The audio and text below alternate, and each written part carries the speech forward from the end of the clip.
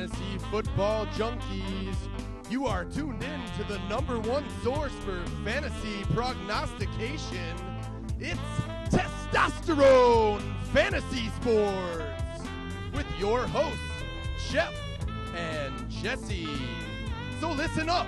Here's your chance to gain the edge over the competition and dominate your fantasy football league. Every week we break down all of the matchups and tell you who to play as well as who should ride the pine. This is the joint that every fantasy junkie needs, so check it out! What is up, Fantasy Football Nation? You are locked and loaded, tuned in to Testosterone Fantasy Sports right here on your local cable access provider. It's Jeff and Jesse in the house doing this thing we love to do, Jeffrey. Yeah, that's right. Week 6 is upon us, and it's the beginning of all the major crazy bye weeks. Six teams on bye this weekend, so we dubbed this show the Bye-pocalypse. And it's Bye-pocalypse now here for all your fantasy teams. So some of the lineups are going to be thin, and so we put a little extra effort into this week's show. We got a couple guests coming down to help us all figure out what to do with our lineups this weekend, so you can beat your opponent. Exactly, Jeff. This week is a hair-raising week for fantasy owners. I mean, you look across the landscape of the league, there are so many big-time teams out there with big-time producers at all of the skill positions that are taking a week off this week. So for fantasy owners, the play gets a little bit dicey. So we've got a good friend of ours, Eric Nelson, stopping by the show a little bit later. He's going to be talking to us about all things NFL, as well as one of our writers, Will, is going to be joining us just after this first segment that we do here. But Jeff, we've got to pause at the very beginning here and talk about the marquee matchup of the NFL season to date.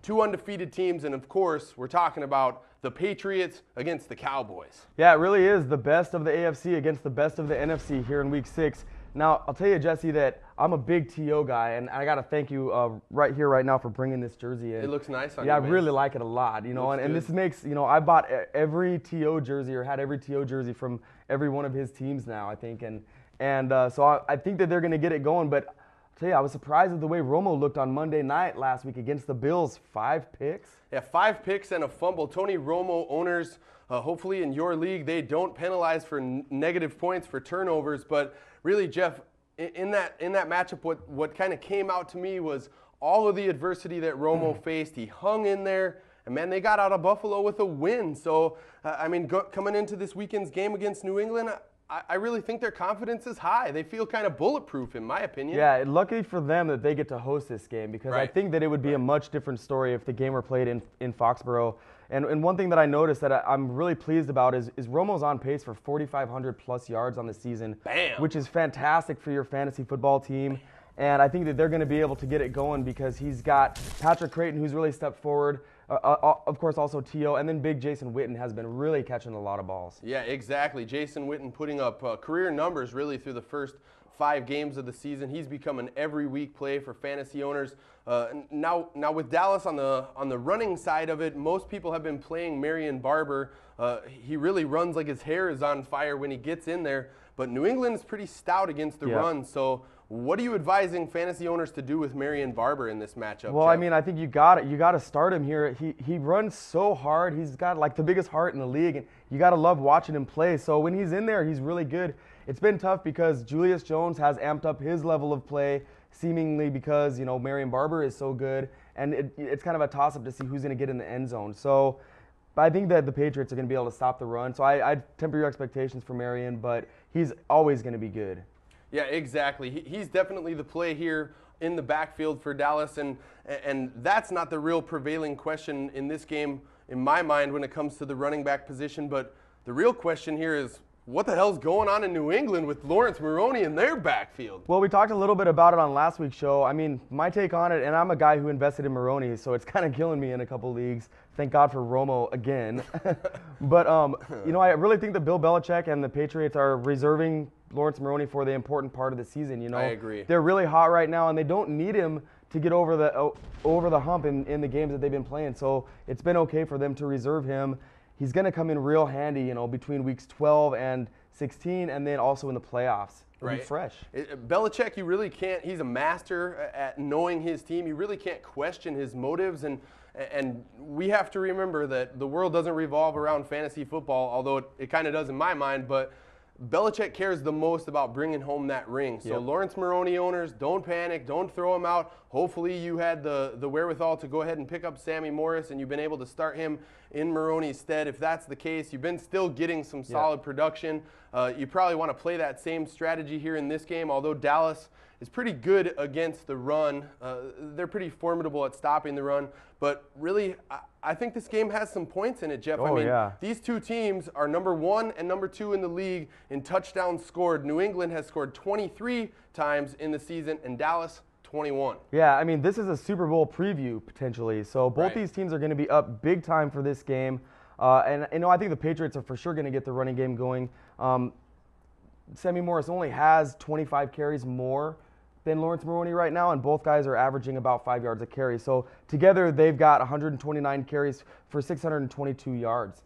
That's pretty good production from your running game to start the season. The other big-time story here is Moss and Owens. You know, both of them wearing 81. That's going to be great to see. Exactly, and T.O. kind of addressed this in a little bit of a cowardly way so far. He's smart for him. Yeah, he didn't want to give any bulletin board material. Yeah, exactly. He knows, and you could tell that this is the kind of thing where he knows that he can't even trust himself with what he's going to say.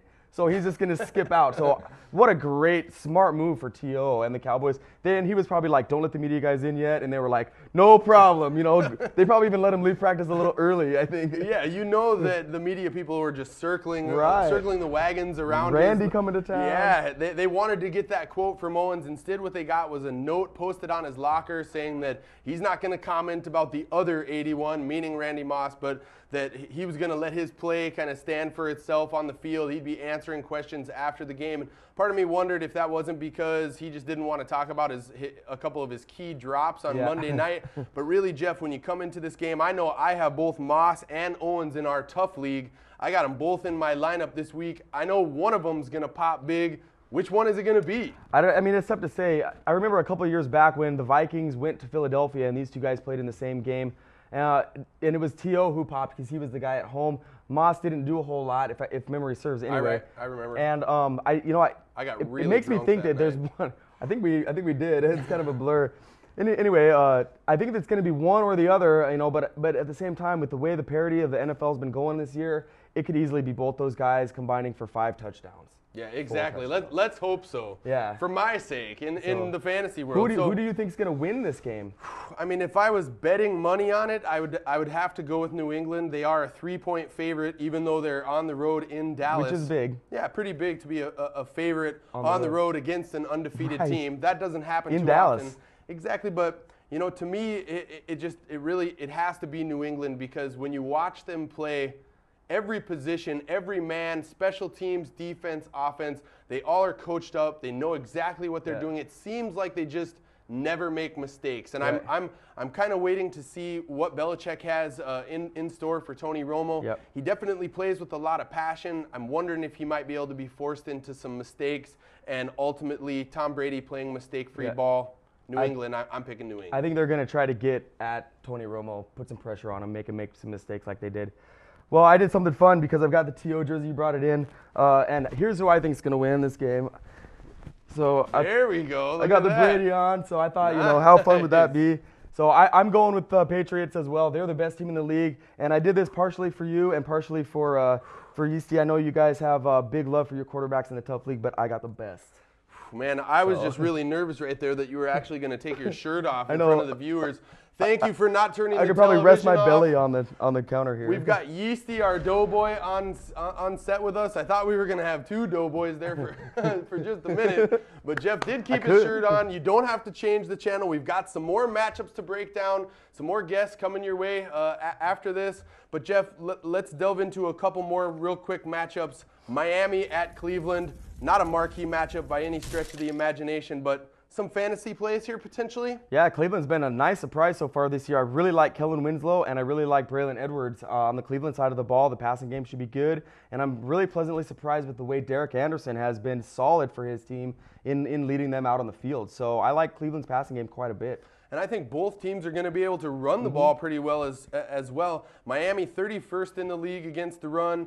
Cleveland 30th against the run, so you have to think Ronnie Brown, who's right now 5th in rushing yardage, has been a pretty big fantasy surprise to this point. He should be in play in your lineup, and there's a little bit of a sleeper alert right now. If Jamal Lewis doesn't play, Jason Wright, the backup, makes a sneaky play here just because Miami sucks against the run. Yeah, Miami's not that good as a team in general. I think they're showing their age on defense. Part of me thinks that Cleveland looks at this game as a very easily winnable game, so they're using the subterfuge and strategy of telling everybody that Jamal's in a boot and stuff. Right. And I think he could get things going too. So committee approach in my mind from the Cleveland running game.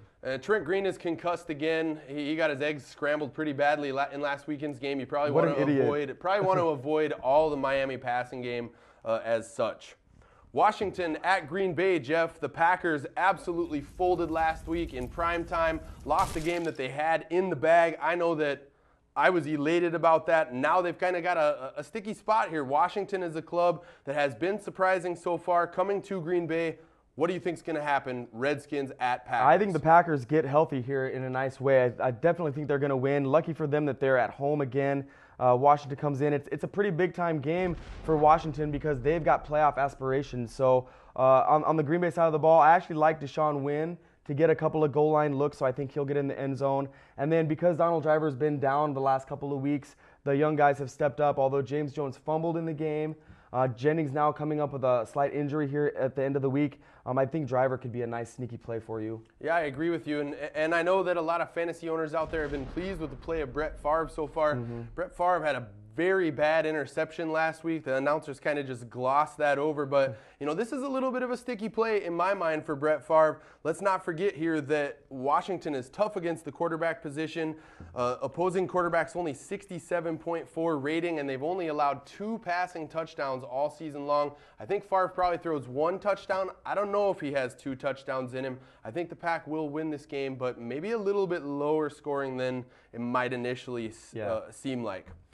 Final matchup of this first segment, Cincinnati at Kansas City. Now the Chiefs really have struggled to get it going on the ground. Larry Johnson still has 0 rushing touchdowns, no touchdowns through the air as well. But Cincinnati, their defense can kind of heal some ills, really. Yeah, well, we saw them on Monday night or Sunday night have like 4 linebackers injured in the game. Right. That was crazy. At least they're coming off bye, so they're going to be healthier than if they weren't. And I think they'll get the passing game going. I like everybody on Cincinnati's side of the ball actually to produce. The only other thing is that it's in Kansas City, which is a really hard place to play. Right. Kansas City is such a crapshoot on how to pick. It's like they're great one week and horrible the next. Right. So I'm not sure what to think, but I like Dwayne Bowe. I like Dwayne Bowe in this matchup too. I mean, Cincinnati has allowed 11 passing touchdowns. We've seen Braylon Edwards go off for big numbers. Several different receivers go off for big numbers against Cincinnati. Bowe is definitely in play in this matchup, but the real question here to me is Rudy Johnson. Is Rudy going to play? Well, I don't know, man. We'll have to take a look at the injury report because if he does, then I think they'll be good, and I expect him to play, but what's he got, the hamstring? Something like that. Yeah, so I don't know for sure if he's going to play or not, and I don't necessarily like Kenny Watson to run as much against Kansas City just because they're kind of stout up the middle. Well, we thank you for joining in to this fantasy football feast right here on local cable access provider MCN6. It's Testosterone Fantasy Sports, baby, week number 6.